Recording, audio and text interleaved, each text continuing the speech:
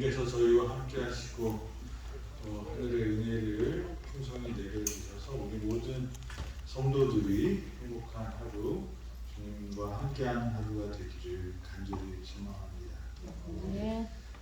우리 지난 금요일에 모닥불의 비유를 좀 말씀드렸는데 기억나시나요? 네.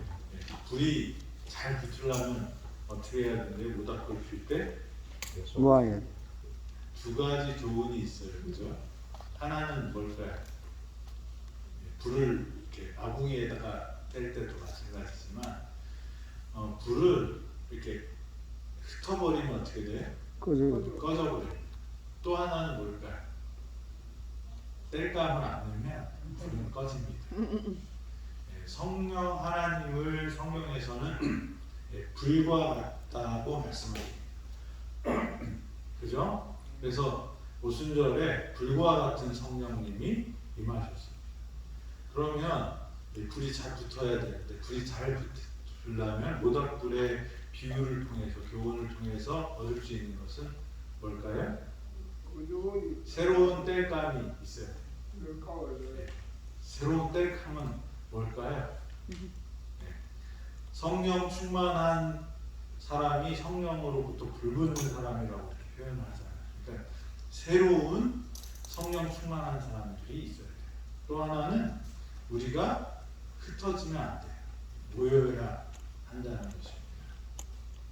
그래서 성령의 침례, 성령 충만한 경험, 이 마지막 시대에 성령 충만이 없으면 우리가 생각하는 이 일들을 이룰 수 없어요. 한번 생각해 보세요. 예수님 오실 때 무슨 일이 있대요? 뭐 여러 징조들이 있지만 가장 중요한 징조는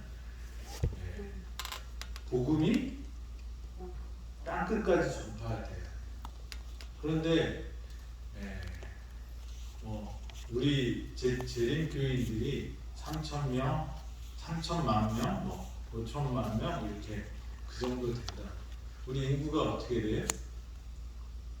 70억에서 80억 사이가. 그러면 우리가 전도하는 숫자보다 뭐하는 숫자가 더 많아요? 인구가 불어나는 숫자들이 많다는 거예요. 근데 복음은 땅끝까지 전해야 된대요. 그러면 이게 계속되면 어떻게 될까요? 인구는 계속 늘어나고 교인들은 조금씩 늘어나면 따라잡을 수가 없어요. 그 예를 하나 든 거지만 우리가 갖고 있는 자원이나 능력이나 이런 것으로 우리가 갖고 있는 모든 사명을 이룬다는 것은 산술적으로나 계산하기가 참 어렵습니다. 근데 성경은 분명히 말씀하셨어요. 늦은 비 성령이 내려야지 뭐가 된다고요? 그 일이 이루어진다. 초대교회도 뭐라고 말씀하시냐면 성령이 임하시면, 그러니까 마지막 때도 뭐가 임하면 성령 하나님이 임하셔야지 이 일이 되는 것입니다. 성령 하나님이 임하신 그런 충만한 교회가 되어야 되는데 그것은 이 모닥불의 비유처럼 뭐예요? 계속 성령의 불이 꺼지지 않도록 그렇게 돼야 한다는 말씀을 나눴습니다. 오늘은 그 교회가 그러면 어떻게 성령 충만하고 그런 사명을 이루는 교회가 될 수 있을까? 교회란 그 말은 에클레시아라고 이렇게 하는데 헬라어입니다. 그리스어예요. 불러 모으다라는 뜻의 에칼레오라는 그런 단어에서 유래되었다고 합니다. 그러니까 에클레시아는 불러냄을 받은 사람들이라는 뜻이고요. 그래서 불러 모아서 사람들이 구성된 것을 뭐라고 그래요? 교회라고 이렇게 말합니다. 그래서 불러냄을 받은 자들의 모임이 교회라고 이렇게 말하고 있습니다. 저와 여러분들은 하나님이 부르셔서 어떻게 해요? 이 자리에 이렇게 모여 있어. 어떤 분들은 교회를 건물로 생각을 해요. 네. 에덴 병원 교회는 어디 있을까요? 에덴 병원에 있겠죠.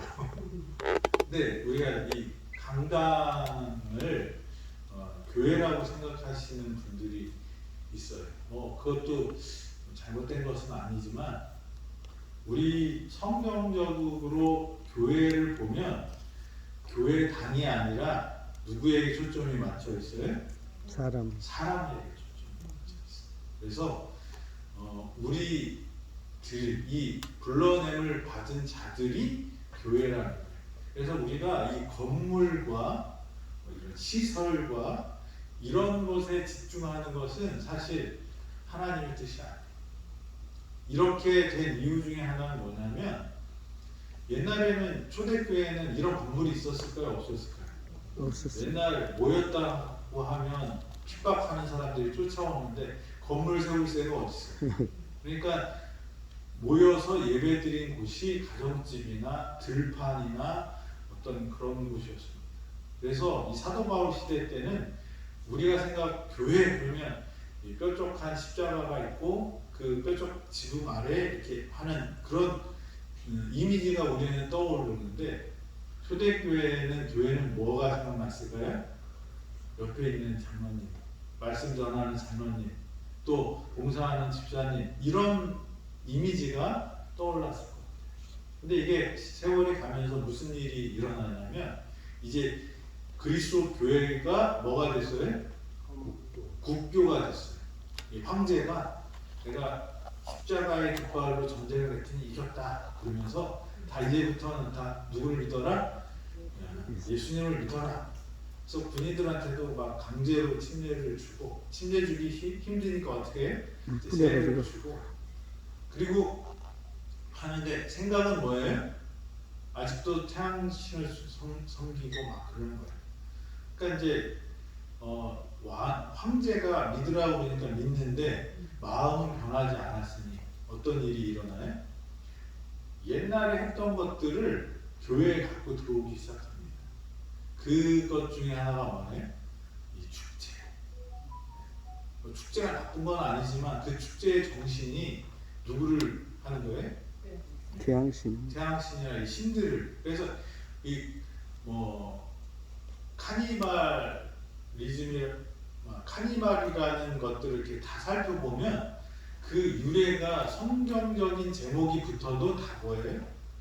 태양신 들었어요. 예, 무슨 신들에 대한 귀신들의 날을 정해서 가고 이 크리스마스 다 부활절 이런 것들이 다 그런 데서 이렇게 오게 됩니다. 그러니까 태양신을 숭배하거나 다른 신들을 섬기던 그런 방법들을 이름만 바꿔서 같이. 그런데 예배의 형태나 또 신앙의 형태도 어떻게 해요? 바뀌게 돼요.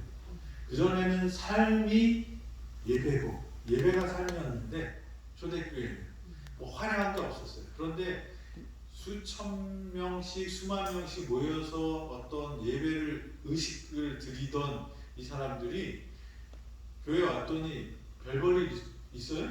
아니 같이 떡을 떼고 이거는 예수님의 피입니다. 이것은 예수님의 떡입니다. 이렇게 먹고 기도하고 조곤조곤 말씀 나누고 어떻게 해요?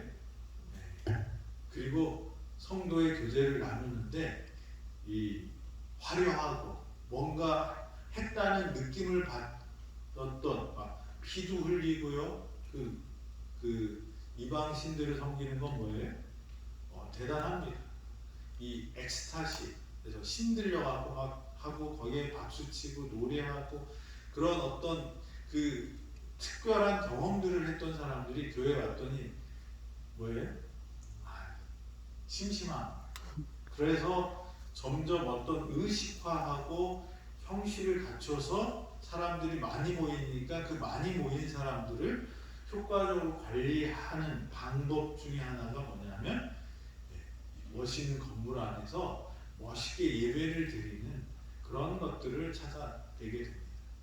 그래서 초대교회에 갖고 있었던 이런 사귐이나 친교나 삶 속에서 예수님을 드러내는 일들은 사라지고 누구 중심으로요? 사제 중심으로, 종교 전문가 중심으로 모두. 그래서 성경도 누구만 봐요? 신부들도 성경을 못 보게 했어요. 누구만 봐요? 특별한 사람, 신부들 중에서도. 마틴 루터가 성경을 보다가 이 종교개혁을 시작했는데 그거 봤다고 혼납니다. 벌 받아요. 그런 일들이 교회에서 일어납니다. 그리고 하나님과 성도들은 점점 어떻게 돼요? 누구를 통해서만 만나래요? 신부를 통해서만 만나요. 그러니까 이게 신앙이 하나님과 사람들이 이게 별개가 돼요. 그래서 기도도 누구를 통해서 해야 되냐면 마리아를 통해서 해요. 하나님을 만나는 길이 점점 복잡해집니다.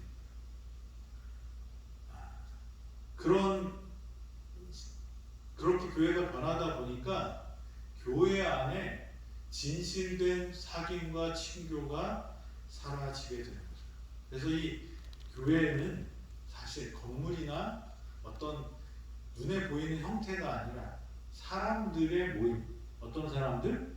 예수님을 믿는, 예수님께 부름을 받은 사람들의 모임이라는 거예요. 아멘. 그래서 우리는 유형의 눈에 보이는 교회 건물도 이게 중요하지 않다는 말은 아니지만 두 가지가 있을 때 무엇을 선택해야 돼요? 무형의 보이지 않는 그 교회가 하나님의 교회라는 것을 우리는 알아야 합니다. 아멘. 그 교회에게 하나님께서는 두 가지 특별한 국면을 우리에게 주셨어요. 본질과 사명의 두 가지 국면이 있는데, 첫째는 디모데전서 3장 15절에 있는 말씀입니다.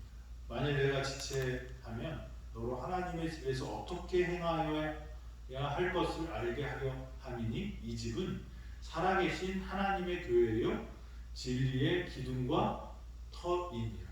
그러니까 교회는 뭐예요? 건물로 표현했습니다. 근데 그 건물은 뭐가 있어야 돼요?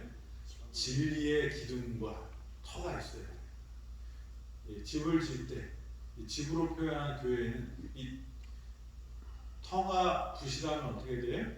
기초가 부실하면 무너집니다. 기둥에 금이 가면 아무리 멋있는 지붕을 했어도 그 건물을 어떻게 해야 돼요? 부셔야 돼요. 안전진단에서 F 받아요. 그러면 부시고 다시 써야 돼요. 그래서 교회는 진리라는 하나님의 말씀의 기둥과 터에 세워지는 집과 같다. 이렇게 말씀하십니다. 두 번째로는 요한일서 1장 3절에 있는 말씀입니다. 우리가 보고 들은 바 너희에게도 전함은 너희로 우리와 사귐이 있게 하려 함이니 우리의 사귐은 아버지와 그 아들 예수 그리스도와 함께 합니다. 교회가 갖고 있는 사명, 본질은 또 하나는 뭐예요? 사귐이 있어야 돼요. 친교가 있어야 돼요. 누구랑? 하나님과 예수 그리스도, 또 우리끼리 화해가 돼야 돼요. 그래서 이 교회가 갖고 있는 이 두 가지 중요한 국면이 있는데, 첫째는 진리가 기둥과 터가 되어야 돼요. 그리고 하나는 뭐예요? 성도 간의 교제와 또 하나님과 하나님의 아들 예수 그리스도와의 교제가 있어야 한다는 거죠. 그래서 이 진리의 기둥과 터, 이거 갖고는 모든 교회들이 다 얘기를 합니다. 그리고 너 틀렸다, 내가 맞다, 이런 얘기들 많이 해요. 아주 중요하게 생각합니다. 그래서 이 부분은 중요하기 때문에 다 안다고 생각이 되고요. 지금 오늘 말씀을 나누고자 하는 것은 뭐예요? 이 사귐과 친교예요. 이 사귐과 친교라는 단어는 헬라어 코이노니아라는 말에서 유래가 되었습니다. 그 단어를 썼습니다. 이 원어로는.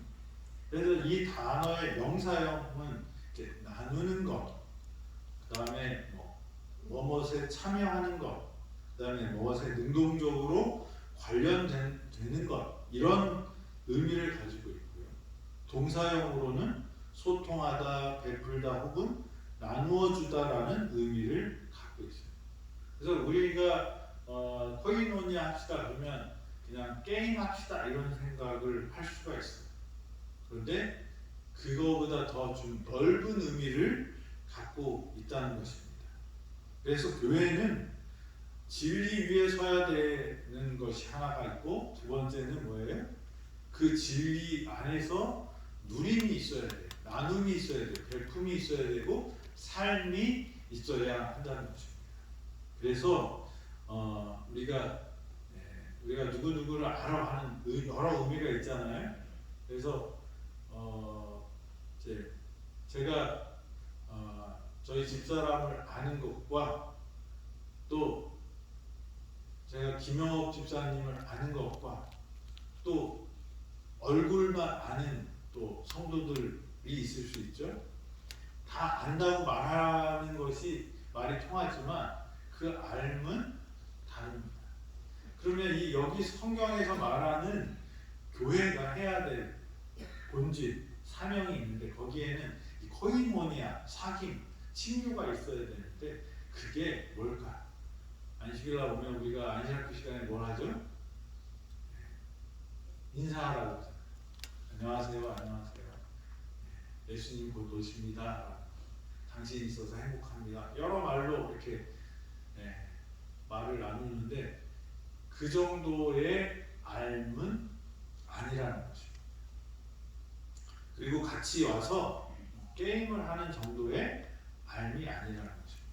초대교회의 모습을 통해서 이 코이노니아, 교회의 본질과 사명을 우리가 더 좀 살펴봐야 한다는 것입니다. 이 코이노니아의 핵심 의미는 상호간에 섬기는 것이다. 그러니까 제가 에덴병원 교회를 보면서 할 일이 참 많은 교회라서 못 받은 교회라고 생각을 해요. 우리 교인들이 예수님의 제자가 돼서 조금만 신경을 쓰면 할 일이 널려 있어요. 그래서 지난주에 무슨 이야기를 하다가 예배에 참석하고 싶은데 못 오시는 분들이 있을 수 있어요, 없어요? 있어요. 우리 교회는 특별히 많아요. 근데 다른 데는 그런 분들 모시러 가려면 엄청 힘들어요. 제가 시각장애인 교회에 있었는데 그 교회는 번고 타고 하늘나라 같아요. 왜냐하면 서울에 다 이렇게 흩어져 있어요. 모시러 가려면 1시간 반을 갔다가 1시간 반을 와요. 토요일날 모셔다 드리려고 그러면 한 2시간 반을 가고 2시간 반을 와야 돼요. 본고사에 모시고 내려왔어요. 그러면 이제 점심 먹고 좀 있다가 한 2시, 3시 갔다 오면 뭔가 꼴꼴하고 8시쯤 들어오는 때도 있어요. 그만큼 그 시각장애인들은 교회 오는 게 힘들고 모셔다 드리는 게 힘든 일이에요. 그래서 거기는 전문적으로 운전만 하는 봉사자들이 있어요. 그래서 차가 교회에서 공식적으로 나가는 차가 3대고 그 외에도 교인들이 한 3-4대가 안식 아침마다 이렇게 돌아요. 이 화요일 금요일은 차 2대가 돌고 그렇게 합니다. 그러니까 아주 에너지가 많이 들어요. 그 운전하고 뭐 인건비에 기름값에 차량 유지 관리비에 많이 들어요. 그런데 우리 교회는 여기 오고 싶어 하시는 분들이 어디 있어요? 걸어서 5분이 안 걸려요. 2분이면 나가요. 그래서 같은 사명, 같은 일을 해도 더 노력을 안 해도 어떻게 할 수 있겠구나 그런 생각이 들어요. 그래서 지금 이제 우리 목자들한테 제안을 좀 드리고 그래서 우리 리스트를 교회 뭐 오기 싫은 사람 억지로 끌고 오면 안 되잖아요. 오시겠다고 신청을 우리 전봉수 장로님이 이제 받으실 거예요. 받으시면 그 명단을 목자들한테 보여주고 그러면 그분들을 약속하신 시간에 가서 모시고 오는 것을 한 사람이 하면 자기가 못하면 어떻게 돼요? 부담이 돼요. 그리고 그게 스트레스가 되는데 여러 명이 같이 힘을 합해서 하면 내가 힘들면 옆에 사람이 도와주고 옆에 사람이 힘들면 또 내가 도와주는 그런 협력 관계가 되어서 많이 힘들지 않고도 의미 있고 가치 있는 일을 함께 할 수 있지 않을까 그런 생각을 합니다. 우리가 조금만 눈을 돌리면 다른 데서보다 더 많은 의미 있고 가치 있는 일을 할 수 있는 곳이 이 병원입니다. 아멘. 그래서 여기에서 이 상호간에 섬기는 것이 뭐다? 코이노니아. 그러니까 게임하고 즐기는 것이 아니라 그렇게 하는 것이라는.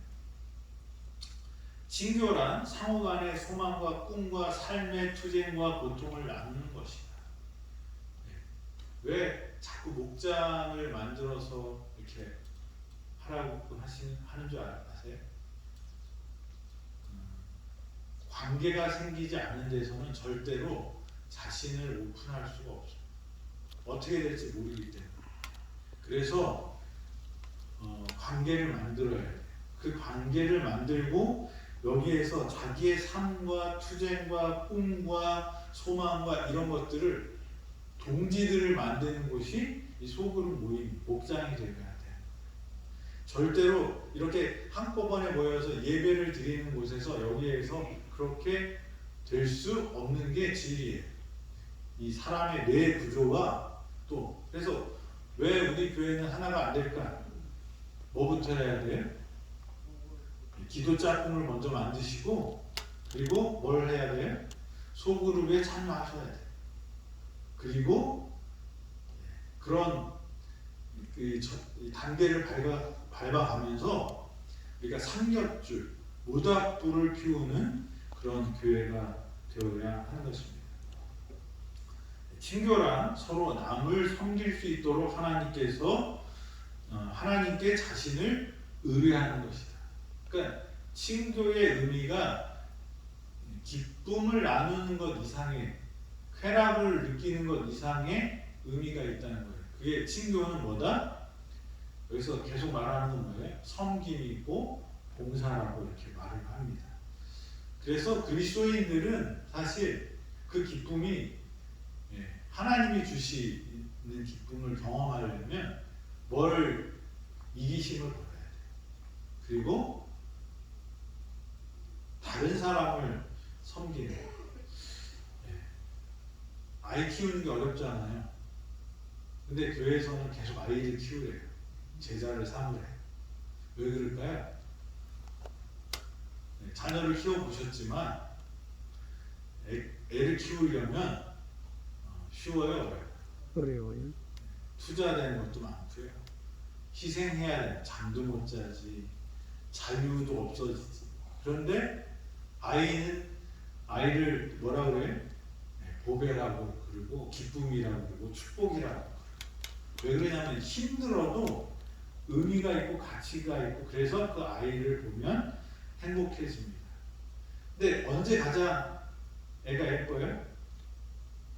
아무것도 할 수 없을 때 부모가 그의 생명과 모든 것을 책임질 때 가장 행복한 것 같아요. 좀 머리가 커서 어디 가자 그러면 싫어 그러는 아이보다 어떻게 해요? 그냥 배고프면 울어서 밥을 주는 그 아이 때가 훨씬 의미 있고 또 그 사랑스러운 이유가 뭘까 그런 생각을 해봤는데 그때는 뭐만 하는 거예요? 내가 계속 베풀기만 하는 거예요.